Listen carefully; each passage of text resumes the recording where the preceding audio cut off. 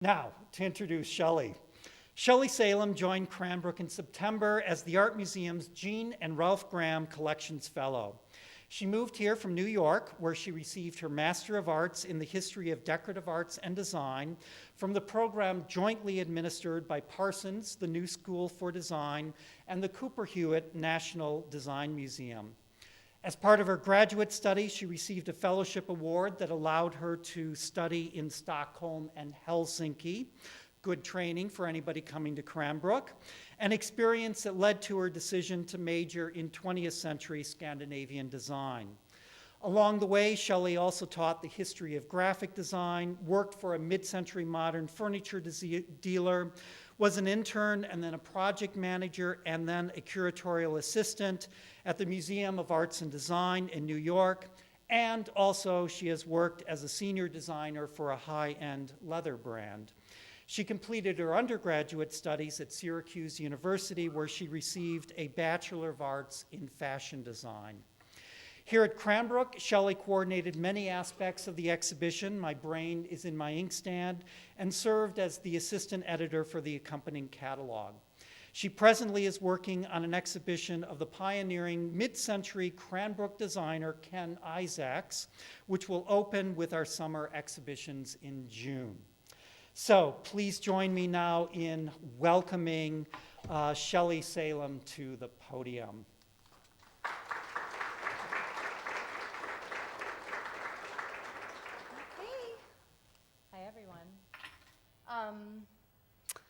Okay, so before I start my lecture, this is a list of all the people that I would like to thank who have helped me.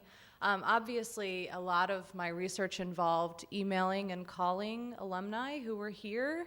So I sent out about 50 emails. So many people sent me photographs. Doug Houston sent me a cassette tape recording of the student performance of John Cage music here. Really amazing contributions. And also everyone who helped me track down the canary. For those of you who don't know, the performance tonight features a live canary. So that was probably the most difficult aspect of this entire project. So thank you especially for that. Okay. Let's get started here. John Cage is widely recognized as one of the most influential and radical composers of the 20th century. A pioneer of Zen Buddhism and its derivative components of silence and indeterminacy in artistic composition, the scope of Cage's recognition as a brilliant artist often transcends to ingenious philosopher of sound. Like his idol Marcel Duchamp, he disputed the idea that art was the product of its autonomous human creator and embraced the whims of the outside world, finding intrigue in the natural, the ugly, and the unplanned. Cage insisted, quote, "The function of art is not to communicate one's personal ideas or feelings, but rather to imitate nature in her manner of operation. In the mushroom, it's absolutely necessary, if you're going to eat one, not to eat one which is deadly. I take the attitude in music that no sound is deadly." And herein lies one of the greatest endearments of Cage, for not only was he a composer, a teacher, a visual artist, a philosopher, an individual so profound that he makes one question the very notion of individual profundity, but he was also a die-hard lover of mushrooms and devoted a hearty portion of his life to hunting them, identifying them, and cooking and eating them. He first began his mushroom forays out of necessity in 1934, when he and the rest of the United States were caught in the throes of the Great Depression, and he had little money for food. After a gap of exactly 20 years, in 1954, he moved to a cooperative community in the Sylvan Hudson River Valley town of Stony Point, New York, and his mycological interest rekindled as genuine fascination. He began scouring the surrounded wooded areas for species to identify, eventually expanding his hunts throughout the United States and across the Atlantic. From 1959 to 1960, he taught courses on mushroom identification at the New School with naturalist Guy G. Nearing, and in 1962, he became one of the founding members of the New York Mycological Society. But the mighty mushroom didn't exist in Cage's universe as a subject of interest parallel to his artistic practice. It was, in fact, an important element of his ethos, symbolically intertwined with his exploration of Zen Buddhism and observation of life. As a man whose perception of his own environment was acute and inclusive, Cage declared, quote, "Nothing more than mushroom identification develops the powers of observation." Fungi magazine contributing editor David W. Rose extrapolated this connection in his 2008 article, A Plurality of One, John Cage and the People-to-People Committee on Fungi, in which he attributes a Zen Buddhist awakening Cage experienced while foraging for mushrooms as the discovery of the penetrating meaning of silence.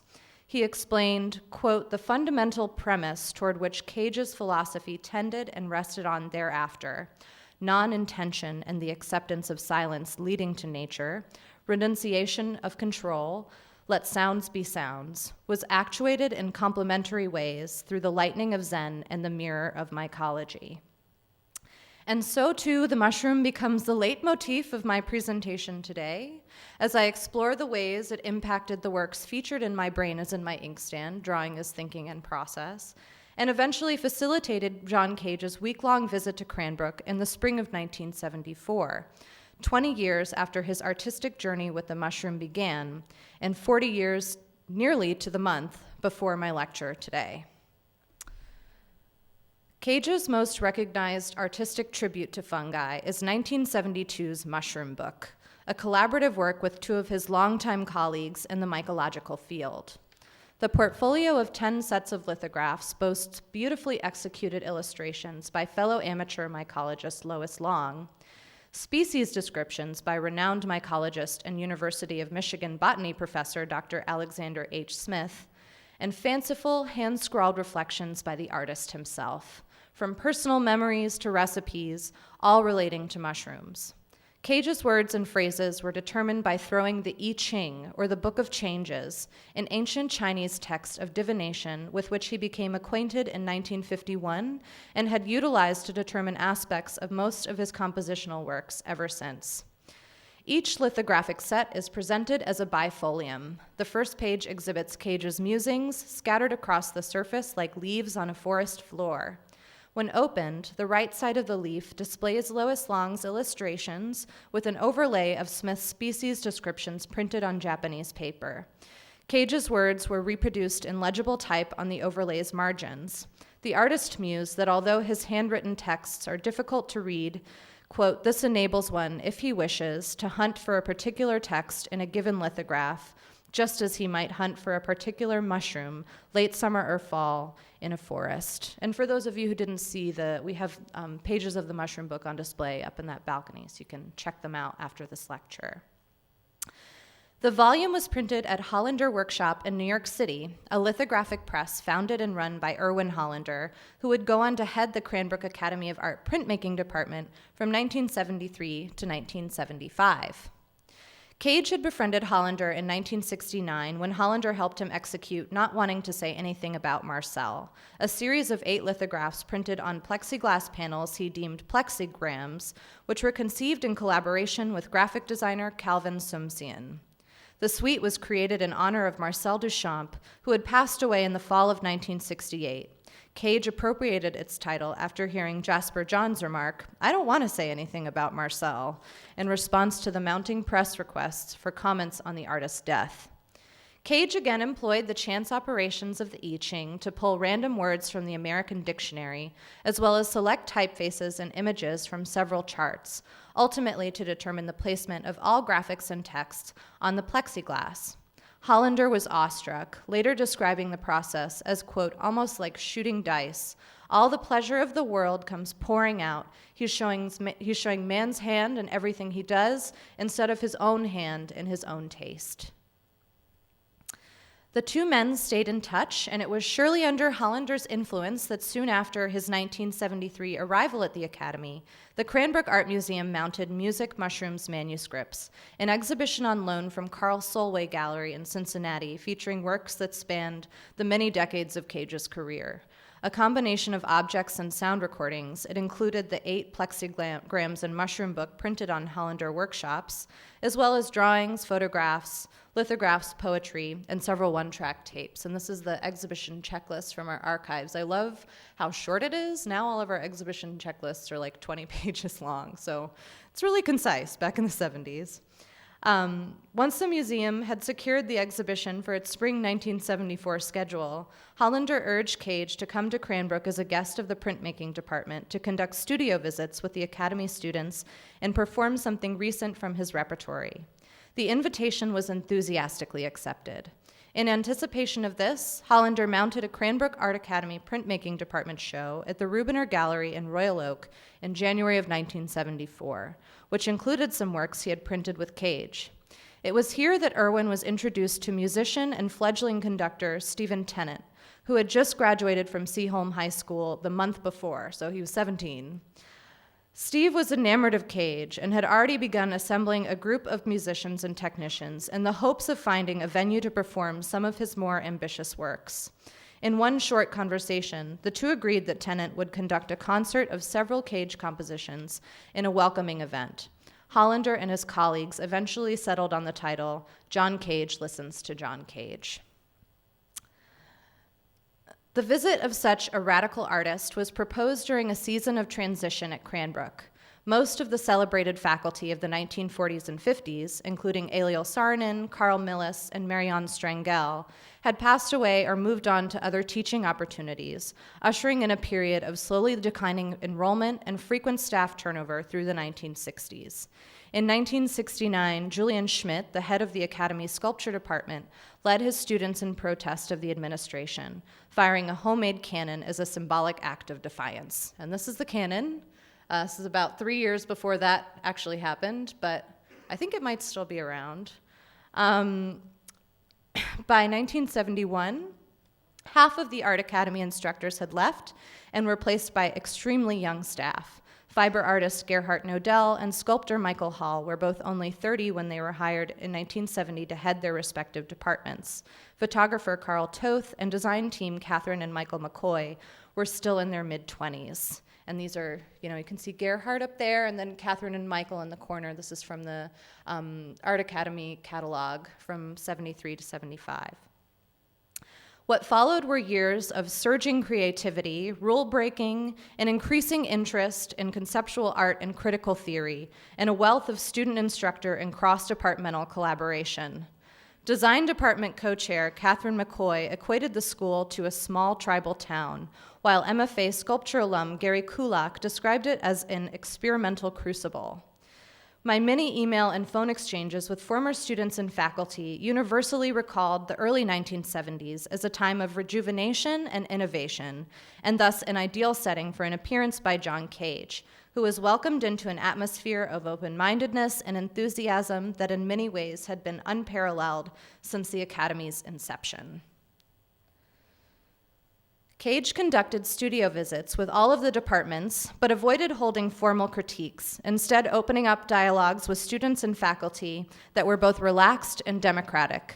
He conducted demonstrations of his charts and procedures and spent many hours every day in the printmaking studio playing chess, a pastime introduced to him by Duchamp, for which he exhibited a skill and affinity rivaled only by his mycological pursuits.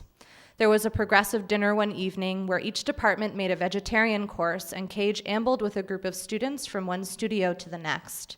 He had no time to foray, despite Michigan's reputation for its morels, but Nodell did take Cage on a tour of the grounds, with Cage at one point, when the conversation had lent itself to the history of books, admitting, quote, "The only book I own is the one I'm reading at present."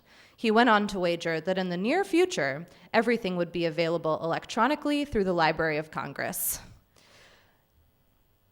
On the afternoon of Thursday, April 11th, Cage was scheduled to lecture for Art Academy students in the auditorium, which was at that time the back of the museum's south galleries, coincidentally the same space where Cage's works are currently on display. The letter pictured, written by curator of exhibition Susan Edwards Harveth to an individual interested in the exhibition and concert, leads me to believe that no one at the museum was fully aware of what Cage had in store, as what transpired was a 2.5-hour-long performance of his ongoing written composition, Empty Words, in which he did read from the 11-volume journal of Henry David Thoreau, but in chunks of largely indecipherable sounds and phrases. Along with Duchamp, Eric Satie, and D.T. Suzuki, Thoreau was a revered and influential figure in the artist's life, and Empty Words paid tribute to the meandering observations lining Thoreau's journals, to which Cage so deeply related. His objective was to syntactically eviscerate the journal by throwing the I Ching to randomly extract phrases, words, syllables, and letters. The work is divided into 4 parts. The first offering phrases as well as words and sounds before paring down recognizable elements until by the final section, only letters remain. The written piece reads like a sound poem, with spacing between texts graphically signifying the length of silence interjecting sonority. He read aloud from a high chair at the north end of the gallery, while a selection of drawings from the volumes were added to transparencies and projected on the west wall. Doug Houston, who along with his fellow printmaking students created the folio for the program, pictured here, operated the amplifier for the performance, altering the timbre and modulation of Cage's voice in a manner determined by commands from a stopwatch and a tractor feed computer printout.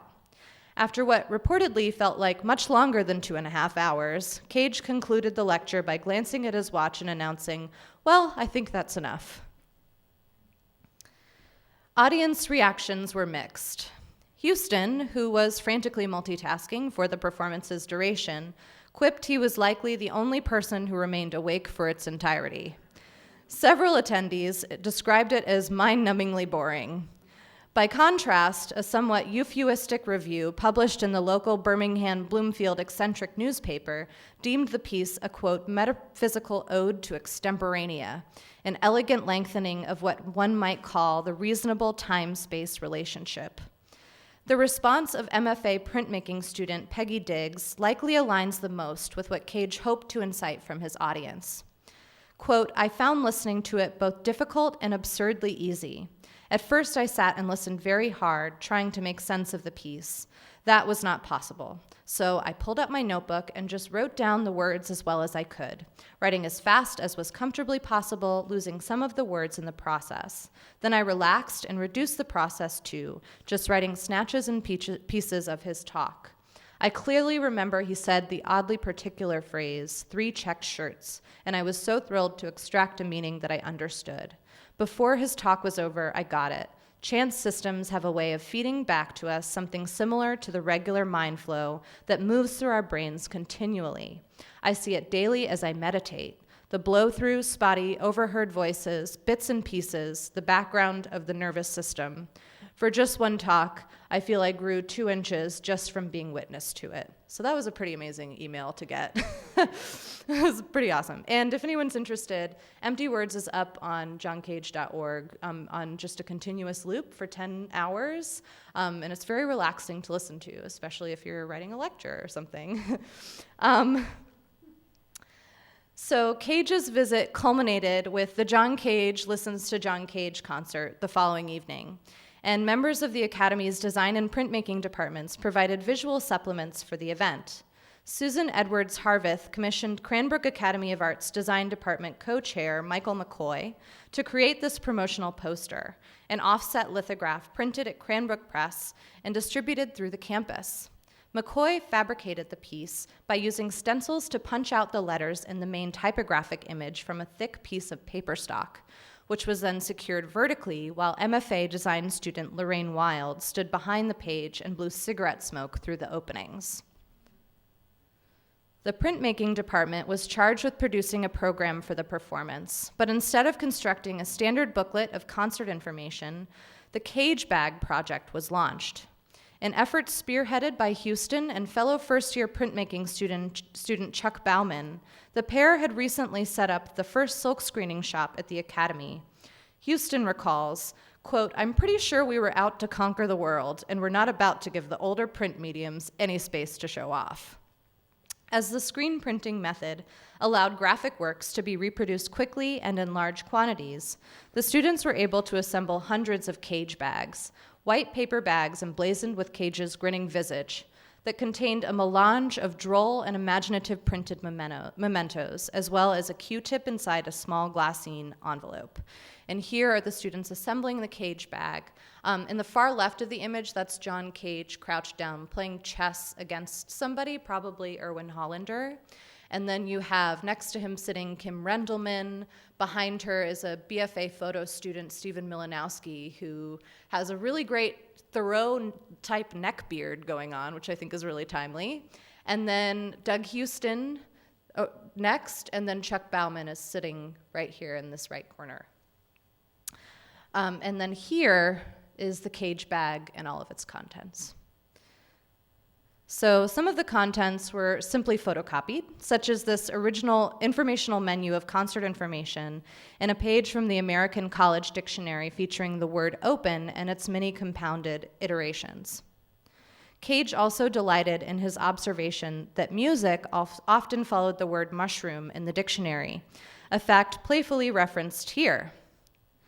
There are allusions to Beethoven, an artist Cage respected, but considering his substantial contributions to the development of harmony, also fundamentally rebelled against. Shown on the right is a Chuck Bauman composition depicting a dispirited Beethoven overlaid with bars from Cage's Concerto for Prepared Piano and Orchestra.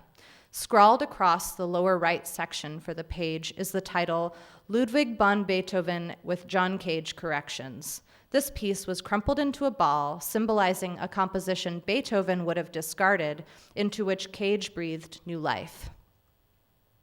Several objects were included to amuse and confound, such as this concert information envelope that contained a small note card with the screen-printed image of an ear and nothing else.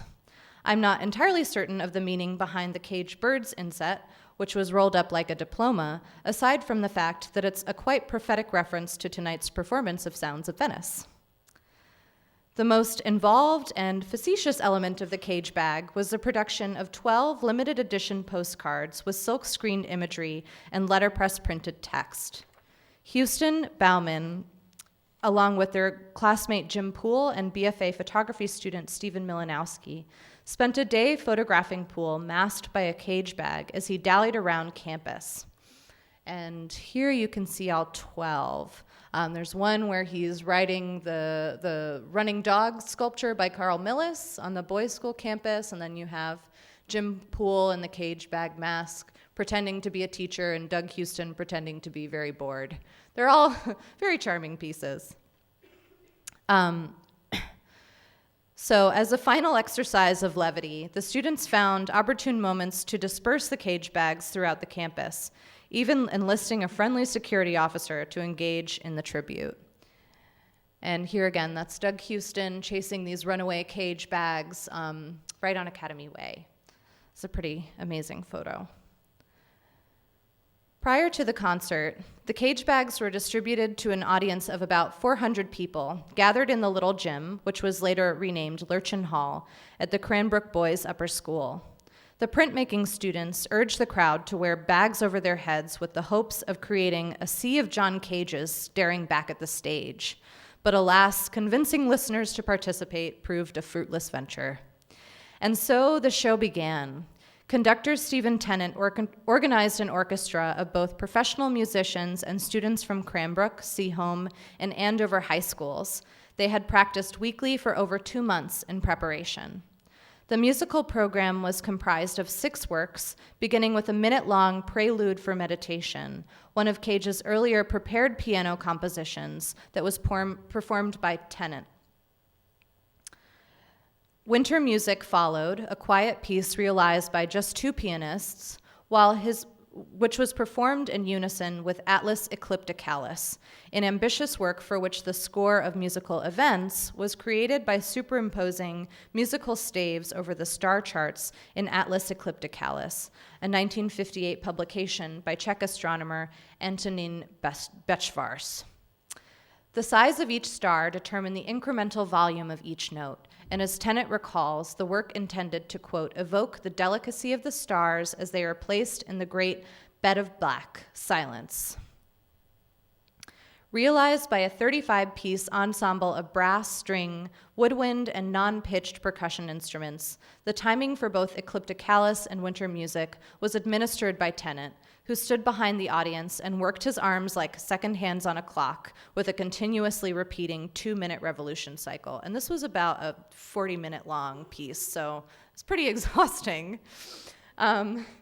After an intermission, Tennant performed Cage's famed 4 minutes and 33 seconds, a silent piece for which no intentional sounds are made, and contained within it was 0 minutes, 0 seconds, a composition consisting of one singular moment, a disciplined action. In 433, the piano's fall board is opened and closed to signify the beginning and end of its 3 movements. For 0 minutes, 0 seconds, Tennant allowed the fall board to slam shut, producing an unexpected sound that startled the audience. The final work of the evening was Variations 4, an arrangement of instruments, props, and recorded sounds that emanated from the audience, the hallways, outside the windows, and even the roof. The score for this work is created by sprinkling cutout circles and dots on a floor plan of the venue. Their placement establishes the positioning of each sound. Here you can see Tennant reviewing the floor plan of the little gym with one of the musicians. For this performance, string and wind players stood in stairwells, corridors, and behind curtains. Mobile carts carried reel-to-reel tape recorders attached to hundreds of feet of power cords because they were moving these around in the auditorium throughout the performance, playing a selection of sound bites that totaled over 4 hours in length, including opera, pop music, international folk songs, Lou Reed's Metal Machine music, which I love, Edward Grieg, and street preachers. And I just want to here play a clip. Doug Houston provided a tape cassette recording that he saved and found. And this is it. This is part of Variations 4, the beginning.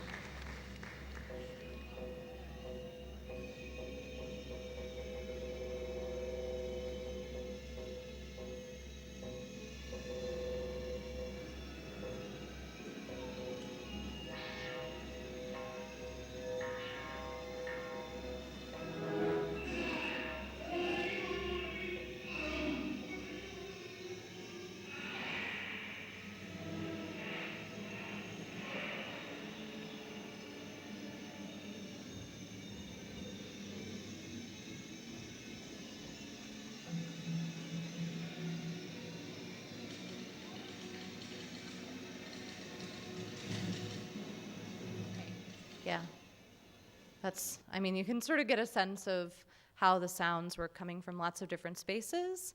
And we have this copied onto CD if anybody wants to come into our archives and listen to it. It's pretty wild. Okay. So the full program of compositions chosen by Cage and the orchestra was intended to signify the Buddhist haiku-inspired trilogy of nirvana, samsara, and one individual action, first introduced to the artist by Japanese musicologist Hidekazu Yoshida in 1954. When writing Atlas Eclipticalis, Cage thought of the first line in The Stars as nirvana, a holistic state of peace, and resolved to write 2 other works that would complement the trilogy.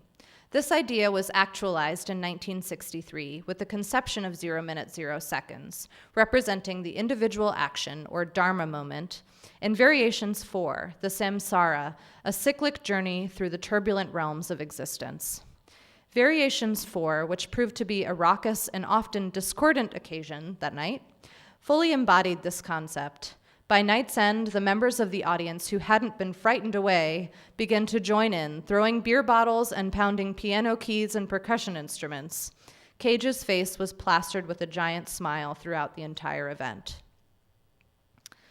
But despite wrangling memories touched by the sands of time, the moment burned into the minds of most of the alumni I contacted was the emergence at some point near the evening's conclusion of two male streakers masked by cage bags who proceeded to improvise a short piece on piano before absconding into the night.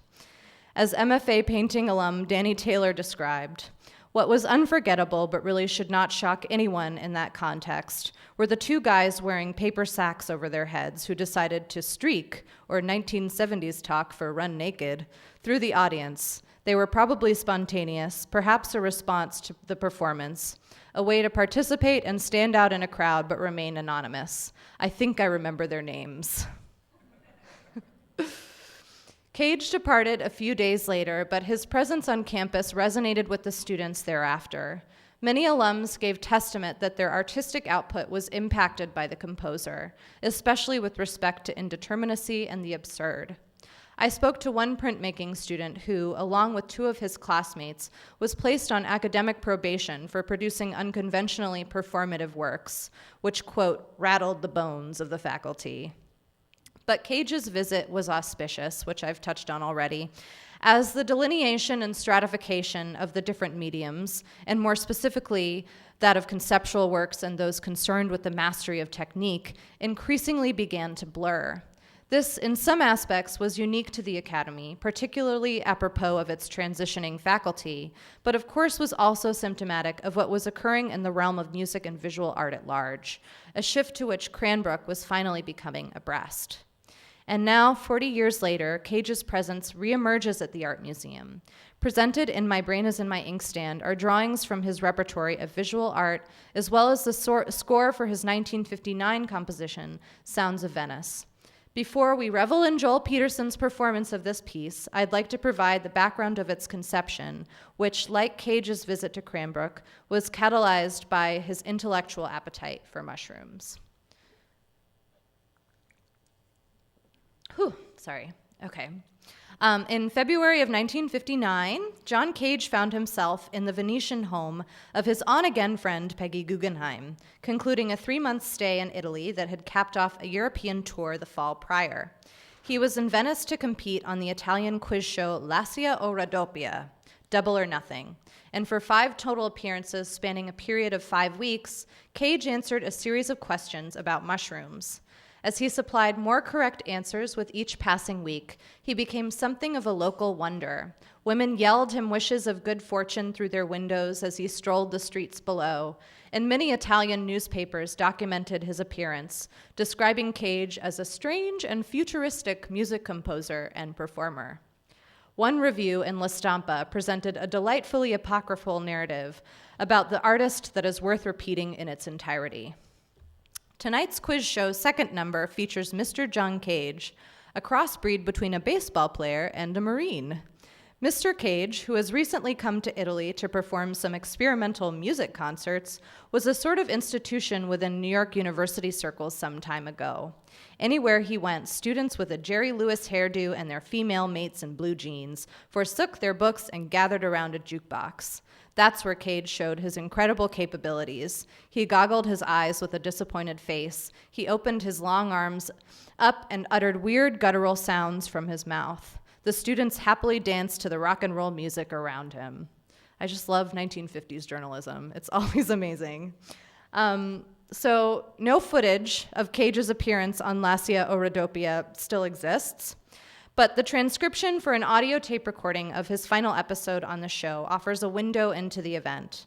After choosing to progress to final questioning for the grand prize, Cage entered an answering booth, during which time the host, Mike Bongiorno, promptly goaded him for his visible nerves. "I can see you're sweating. Your face is all wet. Please dry yourself, Mr. Cage." In my head, I always say that in a really bad Italian accent, but I won't do that today. Cage was then asked 3 questions pertaining to the identification of mushroom species, the last of which implored him to name all 24 genera of the white spore. He recited them all in alphabetical order and won a jackpot prize of approximately $8,000, which he used to buy a Volkswagen tour bus for the fledgling Merce Cunningham Dance Company and a Steinway piano for his Stony Point home. He was also awarded an honorary membership at the Brescidola Mycological Society of Trento and was reportedly considered by Federico Fellini for a role in La Dolce Vita. But beyond his fungi prowess, Cage also entertained the audience and viewers with 3 musical performances: Amore, a piece for prepared piano, and 2 brand new compositions, Water Walk and Sounds of Venice, which were conceived specifically for his appearance on the show. The structure of the 2 latter arrangements were determined by a compositional tool he constructed the prior November titled Fontana Mix, named after his Milanese landlady. It was one of several Cage scores from the years 1958 to 61 with indiscriminate instrumentation. The piece was used simply to determine measure, to which any combination of instruments or sounds could then be applied. And this is an image of him probably performing Sounds of Venice. You've got the canaries, tape recorders, piano. Pretty great. The work consisted of 10 sheets of paper, furbished with curving lines of varying density and texture. Cage would randomly select one and place it underneath one of 10 transparencies covered with randomly distributed points. He would then layer on 2 more transparencies, a rectangular grid of 100 squares, and one bearing a simple straight line. The points of intersection for the straight line and the edge of the grid determine the starting and ending points of the bracket, and the moments where the curved lines meet the straight line indicate the types of sounds and their placement. Looking at it, you can sort of figure out how he's doing this. Sounds of Venice evidences its instrumentation in its title, featuring distant singers ringing bells, a slinky, a slide whistle, a canary, and a meowing cat toy. The piece is a reverent chivalry of noises scavenged from the eponymous city. In total, 4 tapes and 20 singular curiosities are set within the brackets determined by Fontana Mix, creating a score of linguistic notations accompanied by a drawn floor plan outlining the setup of the stage. In Sounds of Venice, the drawn line became a vehicle for Cage to channel his materials into a structure determined by chance, mapping out the placement of each instrument, both on sheet music and stage, as a graphic contemplation of preordained parameters. Employing his methodology of chance operations, Cage formulated a combination of randomness and fixed elements in an attempt to circumvent artistic subjectivity.